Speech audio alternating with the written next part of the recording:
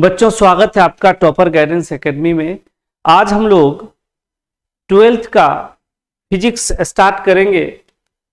पहला टॉपिक है इलेक्ट्रोस्टेट में इलेक्ट्रिक चार्ज। तो आज हम लोग इलेक्ट्रिक चार्ज पढ़ेंगे, इलेक्ट्रिक चार्ज का प्रॉपर्टी पढ़ेंगे, है ना। चलिए स्टार्ट करते हैं। सबसे पहले इलेक्ट्रोस्टैटिक्स होता क्या है, देखिए। इलेक्ट्रो मींस होता है इलेक्ट्रॉन्स, जिसको आप चार्ज बोलते हैं। स्टैटिक्स मींस होता है टू बी रेस्ट। अगर कोई चार्ज रेस्ट में रहे, है ना, चार्ज किस में रहे बच्चों, रेस्ट में रहे, तो उसको जो स्टडी करना पड़ता है, उसके फेनोमेनन को जो स्टडी करना पड़ता है, उसके प्रॉपर्टी को जो स्टडी करना पड़ता है, फिजिक्स का वैसा ब्रांच क्या कहलाता है बच्चों, इलेक्ट्रोस्टैटिक्स। ठीक है, समझ गए। अगर कोई चार्ज रेस्ट में रहे और उसका स्टडी करना पड़े तो फिजिक्स का वैसा ब्रांच को हम लोग बोलते हैं इलेक्ट्रोस्टैटिक्स। चलिए अब इसका डिफिनेशन देखते हैं।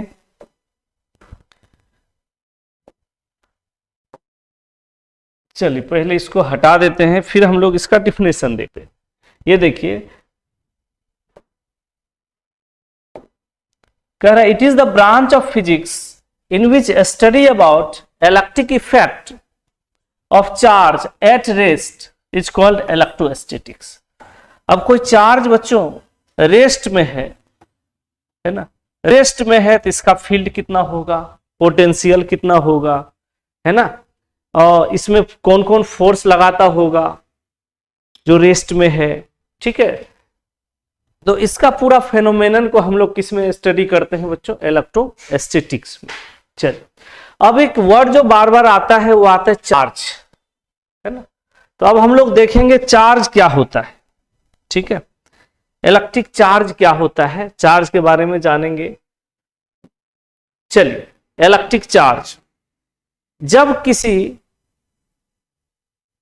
एलिमेंट्स में, पार्टिकल्स में इलेक्ट्रॉन्स ज्यादा हो जाए या कम हो जाए तो उससे जो प्रॉपर्टी डेवलप होता है बच्चों, वो क्या होता है, उसको हम लोग इलेक्ट्रिक चार्ज बोलते हैं। फिर से बताते, जब किसी बॉडी में इलेक्ट्रॉन्स ज्यादा हो जाए या इलेक्ट्रॉन्स कम हो जाए तो उससे जो उसमें प्रॉपर्टी डेवलप होता है वो क्या होता है, इलेक्ट्रिक चार्ज। तो देख लेते हैं डिफिनेशन।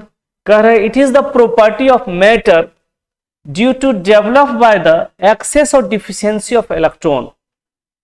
इलेक्ट्रॉन का ज्यादा हो जाना, एक्सेस में ज्यादा हो जाना, डिफिशियंसी में इलेक्ट्रॉन कम जाना।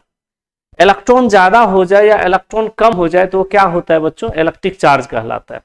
जैसे आप लोग, है ना, हॉस्टल में पढ़ते होंगे, घर से दूर होते होंगे, तो मान के चले या घर पर ही है और किसी मंथ पापा को ज्यादा ही पैसा पॉकेट खर्चा दे दिए तो आप बहुत चार्ज रहते हैं, है ना, एकदम अपने आप को अंबानी से कम नहीं समझते, बहुत खुश होकर रहते हैं। मन करता है कभी सिनेमा देखें, कभी पिज्जा खाएं, बर्गर खाएं, यहाँ घूमें, मॉल घूमें। क्यों? क्योंकि आपको जरूरत से ज्यादा क्या दे दिया गया है, रुपए दे दिया गया, पॉकेट खर्चा दे दिया गया। तो जब तक वो खत्म नहीं होगा आपको पढ़ने में मन नहीं लगेगा, यानी आप चार्ज रहते हैं। और उल्टा आपको जितना काम था उससे पैसा कम आपको भेजा गया किसी कारणवश, तो आप क्या करते हैं, दोस्तों से कर्ज लेते हैं और दोस्त लोग भी वो पैसा फिर बहुत जल्दी मांगता है, तब आप बहुत डाउन हो जाते हैं, टेंशन में आ जाते हैं, अब उसको देंगे कैसे, है ना। तो आप डिस्चार्ज रहते हैं, चुपचाप शांत रहते हैं, शांत आते हैं, क्लास करते हैं और चुपचाप जाके रूम में बैठे रहते हैं। क्यों कहीं घूमने के लिए भी क्या चाहिए, पैसा चाहिए, जो है नहीं। तो जब ऐसे ही इलेक्ट्रॉन्स का रहता है बच्चों, जब है ना, जब किसी बॉडी में इलेक्ट्रॉन्स ज्यादा हो जाए या इलेक्ट्रॉन कम हो जाए तो वहां क्या होता है, इलेक्ट्रिक चार्ज डेवलप हो जाता है। अब हम लोग चलते हैं टाइप्स ऑफ चार्ज पर। 3 टाइप का, एक पॉजिटिव चार्ज, एक निगेटिव चार्ज, एक न्यूट्रल चार्ज। पॉजिटिव चार्ज क्या होता है वो हम लोग देख लेते हैं। जब कोई बॉडी कुछ इलेक्ट्रॉन्स, है ना, रिमूव करेगा तो उस पर पॉजिटिव चार्ज डेवलप हो जाएगा। अब देखिए पहले क्या होगा, जब बॉडी न्यूट्रल होता है तो जितना पॉजिटिव होता है उतना ही निगेटिव होता है ना, जितना पॉजिटिव होता है उतना ही निगेटिव होता है, यानी इलेक्ट्रॉन प्रोटॉन बराबर होता है। जब कोई बॉडी कुछ इलेक्ट्रॉन अगर रिमूव कर देता है तो इलेक्ट्रॉन की संख्या कम हो जाता है और प्रोटॉन की संख्या ज्यादा हो जाता है। प्रोटॉन की क्वांटिटी ज्यादा होने से आपको उस बॉडी में सिर्फ प्रोटॉन ही नजर आएगा। तो क्या हुआ बच्चों, जब कोई बॉडी इलेक्ट्रॉन को लॉस कर देता है तो उसमें कौन सा चार्ज डेवलप हो जाता है? Positive charge. कर when body lost some electron, जब कोई बॉडी कुछ इलेक्ट्रॉन लॉस करता है तब वो क्या कहलाता है बच्चों? पॉजिटिव चार्ज कहलाता है ना। इस केस में इलेक्ट्रॉन कम हो जाता है, प्रोटॉन ज्यादा हो जाता है।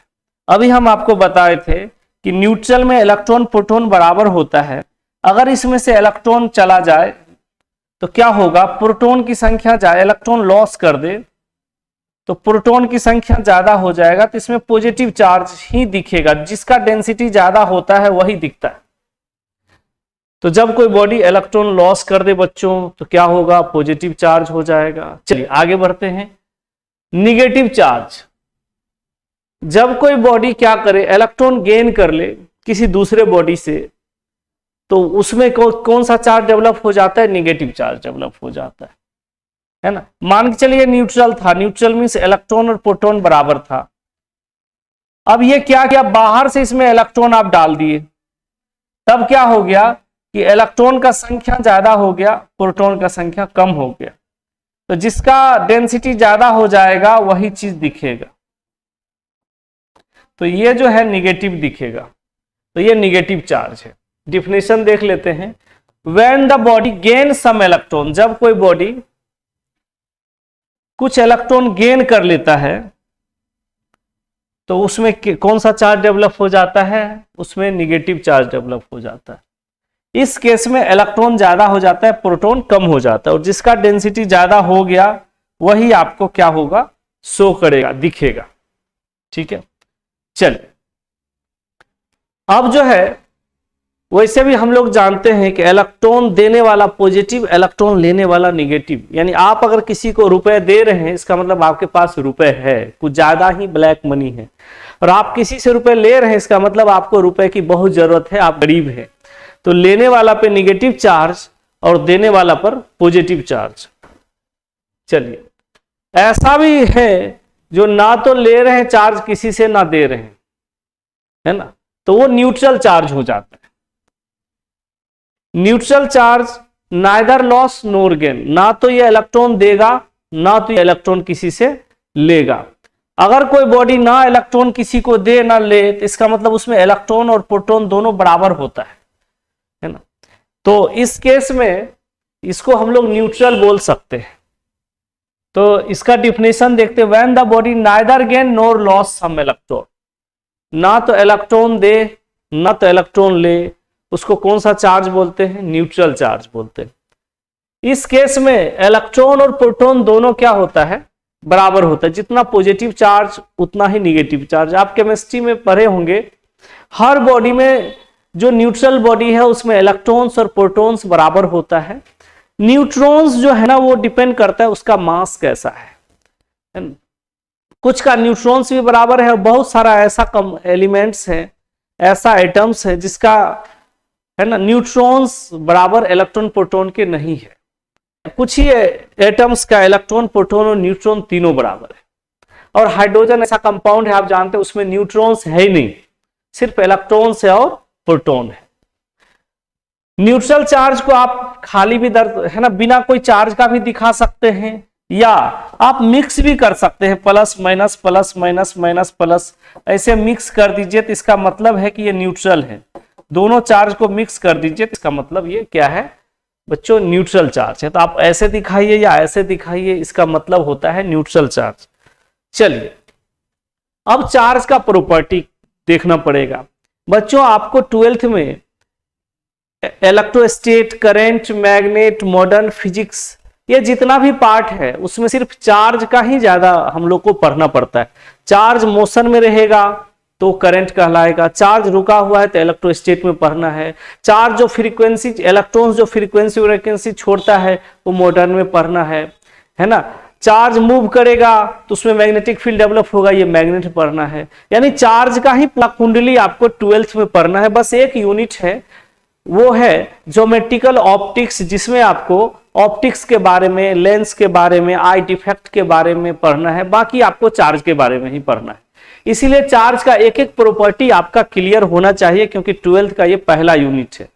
अगर आप चार्ज अच्छा से नहीं पढ़ेंगे तो 12th का है ना एक भी चैप्टर आपको अच्छा से समझ में नहीं आएगा। इसीलिए बच्चों पूरा फोकस होके चार्ज का प्रॉपर्टी देखेंगे।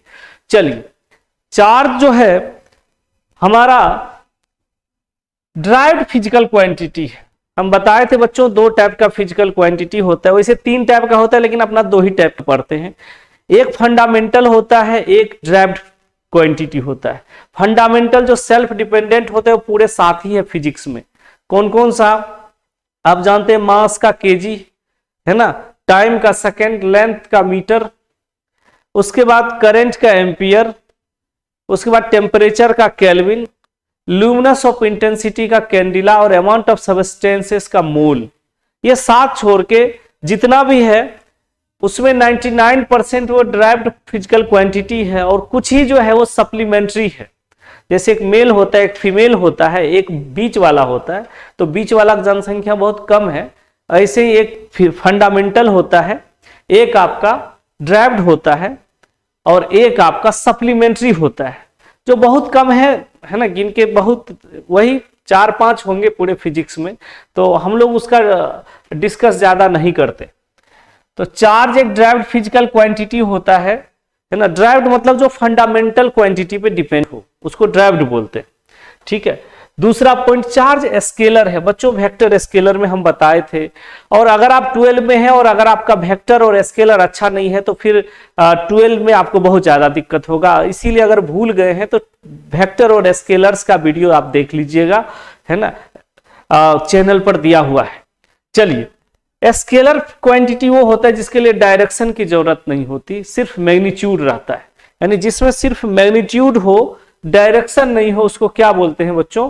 Scalar quantity. तो चार्ज में कोई डायरेक्शन नहीं है, सिर्फ मैग्नीट्यूड है ना। मैग्नीट्यूड से ही चार्ज कंप्लीट इंफॉर्मेशन दे देता है। मतलब 2 कूलम 3 कूलम, इसका मतलब है ना पॉजिटिव 2 कूलम, इसका मतलब ये मैग्नीट्यूड 2 कूलम है, और इससे कंप्लीट है कि 2 कूलम का चार्ज किसी बॉडी में है। चलिए आगे देखते हैं। कर ऐसा यूनिट कूलम्स। कूलम्स नाम के साइंटिस्ट ने जो सबसे पहले चार्ज के बारे में है ना सबको बताया था, इसीलिए उनके सम्मान में हम लोग कूलम्स जो है रख दिया गया है। बाकी इसका एम्पियर सेकेंड होता है। अब ये यूनिट कैसे निकालता है? जैसे देखिए पढ़े होंगे, I बराबर 10th क्लास में full of charge per unit times with any cross sectional area. Current जो होता है full of charge per unit है ना time with any cross sectional area, तो I बराबर Q बाई टी। तो हमको Q निकालना है, तो Q इजकल टू IT हो जाएगा। I का यूनिट होगा एम्पियर, जानते हैं फंडामेंटल क्वांटिटी है। करंट क्या है? फंडामेंटल क्वांटिटी है। और टाइम का होगा सेकेंड, तो एम्पियर सेकेंड। एम्पियर सेकेंड इसका यूनिट होता है ओरिजिनल में, इसी को हम लोग कूलम्स बोलते हैं। ठीक है। चलिए, CGS यूनिट होता है ESU। CGS यूनिट क्या होता है बच्चों? ESU। तो CGS यूनिट उतना यूज भी नहीं है, इसीलिए टेंशन नहीं लेंगे। ज्यादातर कूलम्स या एम्पियर सेकेंड का ही यूज है। एम्पियर सेकेंड से ज्यादा कूलम्स का यूज है अपना पूरे 12th में चार्ज के लिए। चलिए आगे बढ़ते हैं। डायमेंशन होता है AT। डायमेंशन कैसे निकाले बच्चों? एम्पियर का A लेते हैं डायमेंशन, सेकेंड का T लेते हैं, क्योंकि सेकेंड तो टाइम है, टाइम का यूनिट है। टाइम का डायमेंशन T होता है और करंट का डायमेंशन A होता है। अगर आपको डायमेंशन में कुछ भी दिक्कत है, क्योंकि डायमेंशन क्वेश्चंस, डायमेंशनल क्वेश्चंस अगर आप बिहार बोर्ड के हैं, यूपी बोर्ड के हैं, है ना, MP बोर्ड के हैं, तो आपको जो है झारखंड बोर्ड के हैं, आपको ऑब्जेक्टिव एग्जाम में डायमेंशन 12th में आएगा। इसीलिए आप डायमेंशन थोड़ा अच्छा से पढ़ेंगे, और डायमेंशन से क्वेश्चन नीट में भी आता है। जेई में नहीं आता इतना आसान, लेकिन नीट में आता है। तो आप डायमेंशन है ना थोड़ा पढ़ लेंगे, रिवीजन कर लेंगे। अगर कुछ दिक्कत है तो आप पीछे डायमेंशन का वीडियो 11th का दिया हुआ है, यूनिट एंड डायमेंशन का, वो देख लेंगे। चलिए आगे बढ़ते हैं।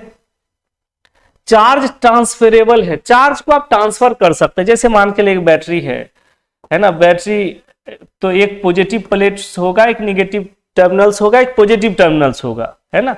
मान के चलिए 12 वोल्ट का बैटरी है, और हम लोग इसमें चार्ज को क्या कर दिए? वायर से कहीं ट्रांसफर कर दिए। है ना, किसी बॉडी में ट्रांसफर कर सकते हैं। पावर हाउस में आप देखे होंगे, पावर हाउस कहीं और रहता है और पूरे शहर में, है ना, बहुत शहर में क्या करता है, वायर के द्वारा चार्ज को ट्रांसफर कर देता है। करंट तो ट्रांसफर ऑफ चार्ज ही है ना। तार में हम लोग क्या करते हैं, चार्ज को, इलेक्ट्रॉन्स को भेजते हैं, तो वही तो करंट होता है। तो हम लोग चार्ज को ट्रांसफर कर लेते हैं, चार्ज ट्रांसफरेबल होता है, ये चार्ज का नेचर होता है। चलिए, है ना, अगला प्रॉपर्टी करें, charge always associated with mass. ये आपको याद रखना है कि इलेक्ट्रॉन्स का charge, Q for charge of electron, आप जानते हैं -1.6 इंटू 10⁻⁻19 कूलम होता है। चार्ज ऑफ प्रोटॉन ये होता है +1.6 इंटू 10⁻⁻19 कूलम। और आप जानते हैं न्यूट्रॉन्स में कोई चार्ज नहीं होता, इसलिए 0। अब आपको याद रखना है कि मास ऑफ इलेक्ट्रॉन्स बच्चों होता है 9.1 इंटू 10⁻31 kg।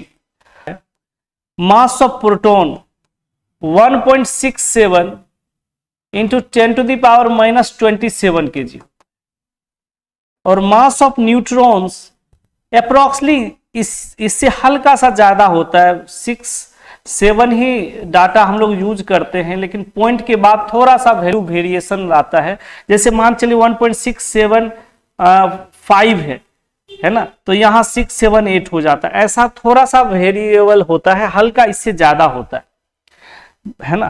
तो न्यूट्रॉन्स थोड़ा सा अप्रोक्सीमेटली जो है मास ऑफ प्रोटॉन के बराबर ही है लगभग।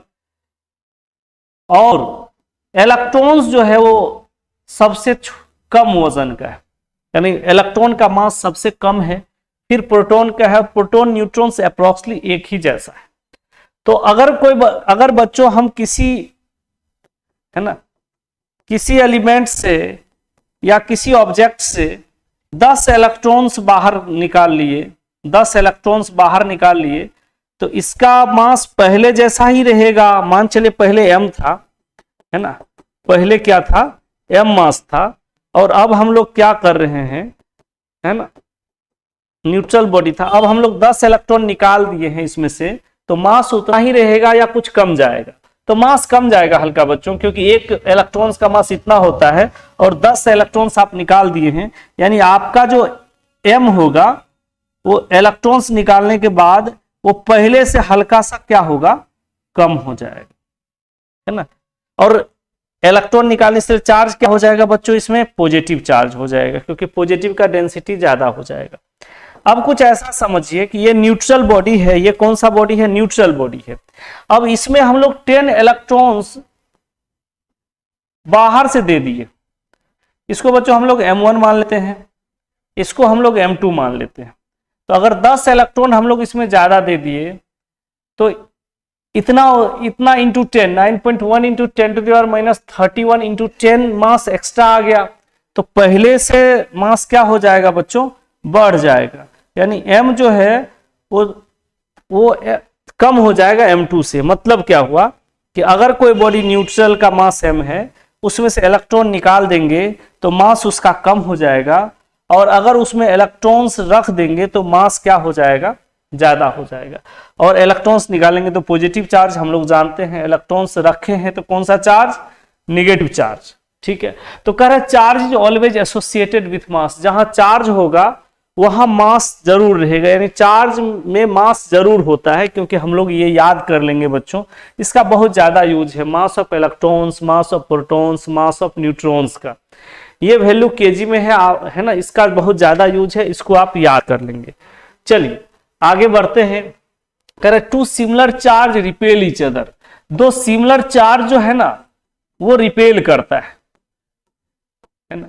ये इसको इधर फोर्स लगाएगा, ये इसको इधर फोर्स लगाएगा। इसका होगा F12 force 1 with respect to 2, इसका होगा F2 विथ रिस्पेक्ट टू 1, है ना। तो क्योंकि दो सिमिलर चार्ज है इसीलिए क्या करता है, ये दोनों रिपेल करता है। जब आप इलेक्ट्रिक फील्ड पढ़ेंगे तब आप पढ़ेंगे कि दोनों चार्ज रिपेल क्यों करता है। तो सिमिलर चार्ज है इसीलिए ये क्या होगा, रिपेल होगा। वैसे भी आप जानते हैं, है ना, आप लड़का लड़का में लड़ाई हो जाता है ना, दो सिमिलर है, दो एक ही जाति का है, सिमिलर है, लड़ने लगता है। लेकिन गर्ल्स और बॉयज में जल्दी झगड़ा नहीं होता है, क्योंकि तो डिसिमिलर है। According to physics dissimilar charge क्या होगा, अट्रैक्ट करेगा, और सिमिलर चार्ज क्या होगा, रिपेल करेगा, है ना। अब यहाँ फील्ड कैसे बनता है, तो जब आपको हम इलेक्ट्रिक फील्ड पढ़ाएंगे तब बताएंगे कि यहाँ फील्ड जो है कैसे जो है डेवलप होता है। चलिए आगे बढ़ते हैं। कह रहा है to dissimilar charge attract each other. दो डिसिमिलर चार्ज होगा तो वो एक दूसरे को क्या करेगा, अट्रैक्ट करेगा। जैसे पॉजिटिव नेगेटिव जो है वो हमारा डिसिमिलर चार्ज है, ठीक है, तो ये एक दूसरे को क्या करता है बच्चों, अट्रैक्ट करता है, यानी एक दूसरे पर जो फोर्स लगाता है वो हम लोग का एट्रैक्शन फोर्स होता है। इसको Q1 मान लीजिए, Q2 मान लीजिए, F12 हो जाएगा, F21 हो जाएगा, तो ये एट्रैक्शन हो जाएगा, एट्रैक्शन। और फील्ड जो बनता है, फील्ड ऐसा ही बनता है ना। वैसे इलेक्ट्रिक फील्ड में हम आपको बताएंगे कि इसका जो फील्ड बनता है ऐसा बनता है, और इसका जो फील्ड बनता है उसको हम बताते बच्चों, इसमें जो होता है इसका फील्ड ऐसे बनता है, इसका फील्ड जो है कुछ ऐसा बनता है, रिपल्सन वाला, दोनों एक दूसरे से रिपेल कर देता है, ठीक है। अब ये जो है समझ गए, दो सिमिलर चार्ज क्या करेगा बच्चों, रिपेल करेगा, दो डिसिमिलर चार्ज क्या करेगा, अट्रैक्ट करेगा। अगला, चार्ज है एडिटिव नेचर। चार्ज का नेचर जो है एडिशन होने का है। एडिशन होने का क्यों है, क्योंकि चार्ज जो है वो स्केलर क्वांटिटी है। स्केलर क्वांटिटी का मतलब है कि ये जो है ना, ये इसमें मैग्नीट्यूड तो होता है, डायरेक्शन नहीं होता। अब कहेंगे सर हम वायर लगाए हैं, अगर हम चार्ज, कोई बैटरी है और बैटरी में हम अगर इधर वायर लगा दें तो ये तो चार्ज इधर जाने लगेगा, अगर इधर वायर लगा दें तो इधर जाने लगेगा, डायरेक्शन तो इसमें हो गया। लेकिन बच्चों वेक्टर होने के लिए बहुत सारा प्रॉपर्टी वेक्टर का है, मैग्नीट्यूड होना चाहिए, डायरेक्शन होना चाहिए, टेंगल्स लॉ और पैरेललोग्राम लॉ फॉलो करना चाहिए, ठीक है। तो ये डायरेक्शन तो मान जाएंगे आपका कि इधर आप तार लगाएंगे तो चार्ज इधर जाने लगेगा, तो डायरेक्शन फिक्स हो गया। कोई इधर चार्ज, इधर वायर लगाएगा तो इधर डायरेक्शन जाने लगेगा। लेकिन ये तीसरा प्रॉपर्टी में अगर चलते हैं, अगर आपका बात मान भी लेते हैं कि चलिए वायर के अकॉर्डिंग इसका डायरेक्शन होता है, तो ये टेंगल्स या पैरेललोग्राम लॉ फॉलो नहीं करते, ये सिंपल अलजेब्रिक लॉ फॉलो करता है। अलजेब्रिक लॉ कैसे फॉलो करता है वो हम आपको बताते हैं। अब ये होता क्या है, मान लीजिए एक वायर लगाए जिसमें 2 कूलम चार्ज आया, एक वायर लगाए जिसमें 4 कूलम चार्ज आया, तो इस वायर में अगर नापा गया तो इसमें टोटल 6 कूलम चार्ज था। ये दोनों मिलके जोड़िए इसको, है ना, incoming charge equal to outgoing charge, आगे आप पढ़ेंगे किरचॉफ्स रूल्स। तो 4 2 6, तो 6 कूलम मिल गया। अगर बच्चों ये वेक्टर होता तो हम लोग एंगल्स देखते, रिजल्टेंट निकालते, है ना, पहले, है ना। तो ये ऐसा 2 का स्क्वायर, 4 का square, 2 into 2 into 4 cos, angles theta होता तो कॉस थीटा लगाते, है ना। इतना करने की जरूरत नहीं है क्योंकि स्केलर क्वांटिटी है, इसीलिए जो है हम लोग इसमें डायरेक्ट जो है एडिशन से ही इसका रूल जो है फॉलो होता है ना, सिंपल एडिशन रूल फॉलो होता है। इसमें वेक्टर का स्पेशल रूल काम नहीं करता है ना। तो इसमें कोई एंगल उंगल्स जो है वो हम लोग नहीं लेते हैं, एंगल्स उंगल्स पे डिपेंड नहीं करता है। तो वायर को आप किसी भी एंगल से रखिए, जितना करंट है उतना ही मारेगा, इसमें कोई शक नहीं है। चलिए अगला पॉइंट देखते हैं, charge is conserve. Charge conserve होता है। देखिए कोई भी बॉडी का चार्ज है वो ऑलवेज कंजर्व होता है। अब देखिए जैसे मान चले कार्बन है, कार्बन में, है ना, इलेक्ट्रॉन्स भी 6, प्रोटॉन भी 6, और न्यूट्रॉन्स के लिए 12 में से 6 घटा दीजिए, संजोग ऐसा न्यूट्रॉन भी 6, है ना। ये कार्बन एटम्स अभी न्यूट्रल। अब ये C+ बना देते हैं। C+ मतलब हो गया कि एक इलेक्ट्रॉन ये किसी को दे दिया होगा, तो इलेक्ट्रॉन कितना हो जाएगा बच्चों, तो एक इलेक्ट्रॉन दिया है, इलेक्ट्रॉन 5 हो जाएगा। प्रोटॉन उतना ही रहेगा और न्यूट्रॉन्स उतना ही रहेगा। अब न्यूट्रॉन प्रोटॉन उतना ही क्यों रहता है, अकॉर्डिंग टू केमिस्ट्री आप जानते हैं कि प्रोटॉन और न्यूट्रॉन न्यूक्लियस में पैक होता है। कहाँ पैक होता है, न्यूक्लियस में, और इलेक्ट्रॉन चारों तरफ चक्कर काटते रहता है। इलेक्ट्रॉन चारों तरफ चक्कर काटते रहता है। तो अगर कुछ देने का समय आएगा तो उसके लिए आपको इसको एनर्जी लगाना पड़ेगा। तो सबसे पहले एनर्जी इलेक्ट्रॉन्स को मिलेगा और इलेक्ट्रॉन आराम से क्या करेगा, डोनेट दे देगा या किसी से इलेक्ट्रॉन्स इजीली ले लेगा। अब क्या है कि एक इलेक्ट्रॉन अगर किसी को दिया होगा तो उस बॉडी में, इस बॉडी में एक प्लस चार्ज, उस बॉडी में एक माइनस चार्ज आ गया होगा। ठीक है, उस बॉडी में क्या आ गया होगा, माइनस चार्ज। तो टोटल चार्ज हम लोग जोड़ेंगे तो चार्ज उतना ही रहेगा, इलेक्ट्रॉन्स उतना ही रहेगा, है ना। उसमें एक ज्यादा हो जाएगा तो इसमें एक कम हो जाएगा। अगर मान के चलिए C माइनस हो गया, इसका मतलब है कि एक इलेक्ट्रॉन्स जो है ये कहीं से जुगाड़ करके ले लिया होगा, तो इसका जो है इलेक्ट्रॉन 7 हो जाएगा बच्चों। 6 तो पहले था, एक ज्यादा हो गया। प्रोटॉन उतना ही रहेगा, न्यूट्रॉन्स उतना ही रहेगा। इलेक्ट्रॉन्स आने से या जाने से प्रोटॉन न्यूट्रॉन में कोई फर्क नहीं पड़ता है ना। क्यों? क्योंकि प्रोटॉन न्यूट्रॉन कहां रहता है बच्चों, न्यूक्लियस में, और इलेक्ट्रॉन्स कहां रहता है अकॉर्डिंग टू केमिस्ट्री, ऑर्बिट में, है ना। जो बाहर रहता है वही जो है ना डोनेशन में काम करता है ना। जैसे दो आदमी हैं, एक घर में अंदर में है ना बंद है, एक बाहर घूम रहा है, आप आवाज देंगे तो किसको सबसे पहले सुनाई पड़ेगा, बाहर वाले को। तो बाहर वाले दौड़ के आएगा।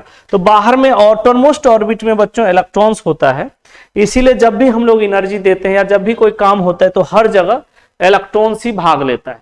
आप देखे होंगे फ्लो ऑफ इलेक्ट्रॉन करंट होता है, इलेक्ट्रॉन्स है ना का शेयरिंग केमिस्ट्री में, इलेक्ट्रॉन्स का डोनेशन, रिजोनेंस, इलेक्ट्रॉन्स का है ना घूमना, हर जगह इलेक्ट्रॉन्स ही भाग लेता है मैक्सिमम। प्रोटॉन न्यूट्रॉन्स है ना कम भाग लेता है। प्रोटॉन न्यूट्रॉन्स का हम लोग है ना जब हम लोग पढ़ेंगे मॉडर्न फिजिक्स तब हम लोग प्रोटॉन न्यूट्रॉन्स के बारे में पढ़ेंगे।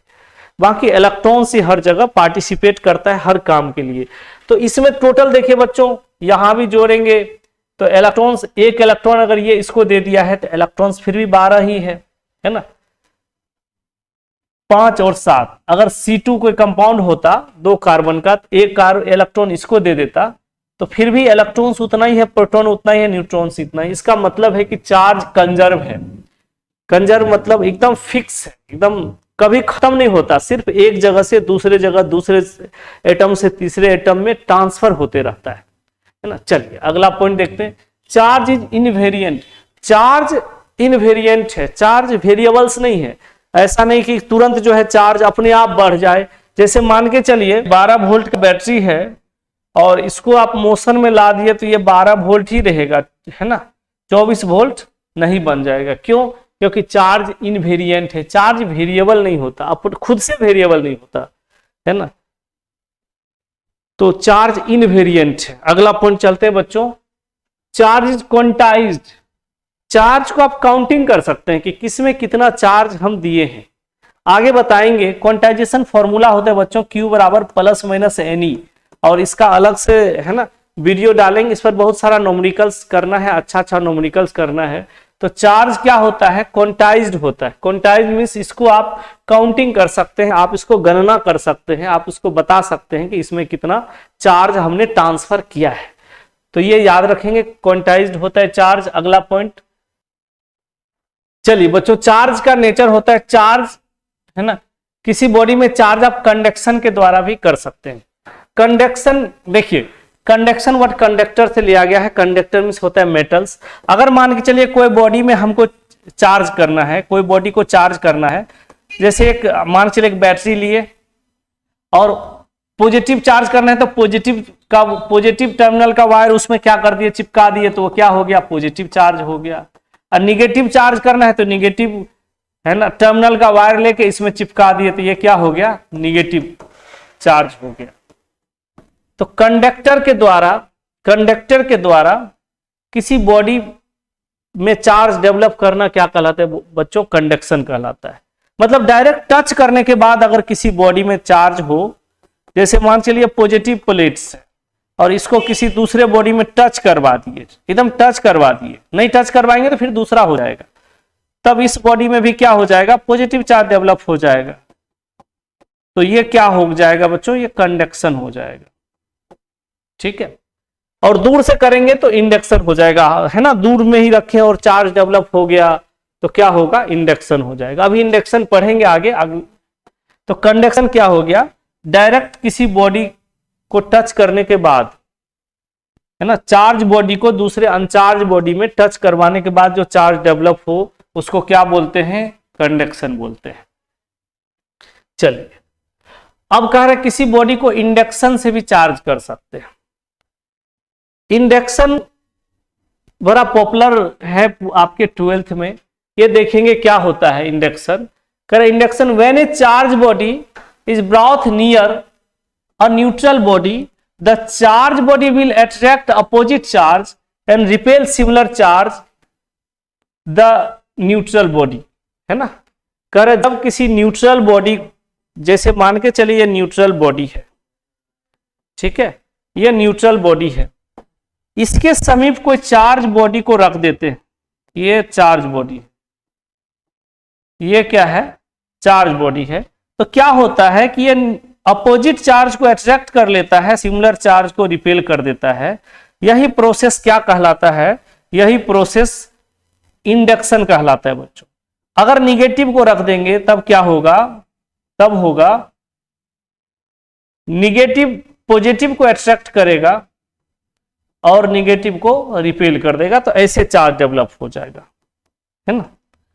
और अगर इसको अर्थ करके रखेंगे, देखिएगा आपके एनसीईआरटी में भी ये डायग्राम है, अगर इसको अर्थ कर देंगे, जैसे इसको हम लोग क्या कर दिए, अर्थ कर दिए, तब क्या होगा, इसमें सिर्फ और सिर्फ निगेटिव चार्ज ही डेवलप होगा, क्योंकि इसका पॉजिटिव चार्ज अर्थ में चला जाएगा, क्योंकि अर्थ में infinite number of negative charge होता है। तो किसी बॉडी को आप इंडक्शन के द्वारा भी चार्ज कर सकते हैं। इंडक्शन मतलब दूर से ही चार्ज हो जाए बिना टच किए। देखिए ये है ना, दूर से ही इसको क्या कर रहे हैं, चार्ज करवा रहे हैं, यहाँ टच नहीं किया गया है, अभी भी ये डिस्टेंस में है। तो बिना टच किए ही किसी बॉडी को चार्ज कर देना क्या कहलाता है, वो कहलाता है इंडक्शन। चलिए अब कोई बॉडी करे charge resides on the outer surface of the conductor, तो अभी देखिए चार्ज क्या होता है, रिसाइड हो जाता है आउटर सरफेस पर, है ना। जैसे मान के चलिए आप यहाँ एक रॉड रखते हैं, पॉजिटिव रॉड, और ये न्यूट्रल बॉडी को रख देते हैं, जिसको हम लोग इंडक्शन बोलते हैं, वही प्रोसेस है। तो निगेटिव इधर हो जाएगा और पॉजिटिव इधर हो जाएगा। तो चार्ज का ही नेचर होता है रिसाइड होने का, कंडक्टर के ऊपर क्या होता है, रिसाइड हो सकता है। आगे देखते हैं, कर एक्सेलरेटेड चार्ज रेडिएट एनर्जी। अगर कोई चार्ज को आप एक्सेलरेट कर देते हैं, स्पीड में ला देते हैं, है ना, कोई चार्ज है और इसको हम लोग एक्सेलरेट कर दिए, तब इसमें एनर्जी निकलता है और इलेक्ट्रोमैग्नेटिक वेव्स निकलता है ना, इलेक्ट्रिक वेव्स, मैग्नेटिक वेव्स। इसका आपको एक चैप्टर पूरा जो है इसी पर है, सबसे लास्ट चैप्टर फर्स्ट बुक का एनसीईआरटी का, इलेक्ट्रोमैग्नेटिक वेव्स। और इसमें से एनर्जी निकलता है, और यह एनर्जी फोटोन के रूप में निकलता है, फोटोन के रूप में, है ना। तो किसी चार्ज को अगर आप एक्सेलरेट करते हैं तो उसमें से एनर्जी निकलता है। तो ये पॉइंट याद रखिएगा, इस पर एक यूनिट ही है, एक्सेलरेटेड चार्ज रेडिएट एनर्जी। चलिए आगे देखते हैं, करा body can charge with friction और रबिंग। किसी बॉडी को आप घस घस के या फ्रिक्शन करके क्या कर सकते हैं, चार्ज कर सकते हैं। जैसे आप पढ़े होंगे, है ना, 6th क्लास में एक कॉम्ब होता है, एक्सपेरिमेंट किए भी होंगे। कंघी को लीजिए और अब आप अपने सूखे बाल पर क्या कीजिए, उसको रगड़िए, तो क्या होगा, कंघी चार्ज हो जाएगा। और इस कॉम्ब को, कंघी को अगर आप कागज के टुकड़ा के पास रखेंगे, इसको अट्रैक्ट कर लेगा और ये कंघी में चिपक जाएगा, है ना। चलिए देख लेते हैं। अब इसमें क्या है कि कुछ जैसे ग्लास रॉड लीजिए, सिल्क लीजिए, दोनों को घसिए, ग्लास रॉड पे पॉजिटिव चार्ज, सिल्क पे नेगेटिव चार्ज। वुडन कोट लीजिए, है ना, और प्लास्टिक सीट लीजिए, वुडन कोट को प्लास्टिक सीट से रगड़िएगा तो वो क्या होगा, इसमें पॉजिटिव चार्ज, उसमें निगेटिव। ड्राई हेयर लीजिए और कॉम्ब लीजिए, कंघी और बाल, है ना, ड्राई हेयर में पॉजिटिव चार्ज हो जाएगा और कॉम्ब में निगेटिव चार्ज हो जाएगा। नायलॉन और क्लॉथ लीजिए, नायलॉन को क्लॉथ से रगड़िए, नायलॉन में पॉजिटिव चार्ज, क्लॉथ में निगेटिव चार्ज हो जाएगा। वुडन कारपेट लीजिए और रबर शूज लीजिए। वुडन कारपेट में पॉजिटिव चार्ज और रबर शू में निगेटिव चार्ज हो जाएगा। Charge can be detected and measure with help of gold leaf electroscope. Charge को आप मेजर कर सकते हैं गोल्ड लीफ इलेक्ट्रोस्कोप। ये बहुत पहले है ना, आज से 100 साल 150 साल पहले ये जो है इसी से मेजर होता था। इलेक्ट्रोमीटर, वोल्ट मीटर और ब्लास्टिक गैल्वेनोमीटर। तो गोल्ड लीफ तो वैसे तो पढ़ना है नहीं, लेकिन फिर भी हम आपको इसका स्ट्रक्चर बता देते हैं, है ना। ये एक रॉड हुआ करता था सिल्वर का, और उसके ऊपर गोल्ड का बहुत पतला सा लीफ लगा दिया जाता था, और इसमें है ना एक स्केल लगा रहता था। कोई रॉड लिया जाता था मान के चलिए, और ये रॉड पॉजिटिव रॉड है मान लीजिए, इसमें चिपका दिया तो क्या हो गया, पॉजिटिव चार्ज इसमें ट्रांसफर हो गया, और पॉजिटिव चार्ज इस दोनों लीफ में ट्रांसफर हो गया। तो ये क्या होगा, similar charge repel each other, ये एक दूसरे को रिपेल करेगा और ये फैल जाएगा। जैसे ये फैल जाएगा तो क्या होगा, कुछ ना कुछ मेजरमेंट देगा, और उसी को कैलकुलेशन कर लिया जाता था। तो बहुत पहले है ना, बहुत पुराना ये जो है टेक्नोलॉजी है क्या करने का, किसी बॉडी में चार्ज निकालने का। इलेक्ट्रोमीटर भी है, वोल्ट मीटर, ब्लास्टिक गैल्वेनोमीटर, इससे आप क्या कर सकते हैं, चार्ज को डिटेक्ट कर सकते हैं कि चार्ज कहाँ है, चार्ज जो है वो कितना है। तो बच्चों ये जो था ये आपका चार्ज का पूरा इंट्रोडक्शन था। अगले वीडियो में हम लोग क्वांटाइजेशन ऑफ चार्ज करेंगे और उसका बहुत सारा न्यूमेरिकल्स, जेईई नीट लेवल का न्यूमेरिकल्स बनाएंगे।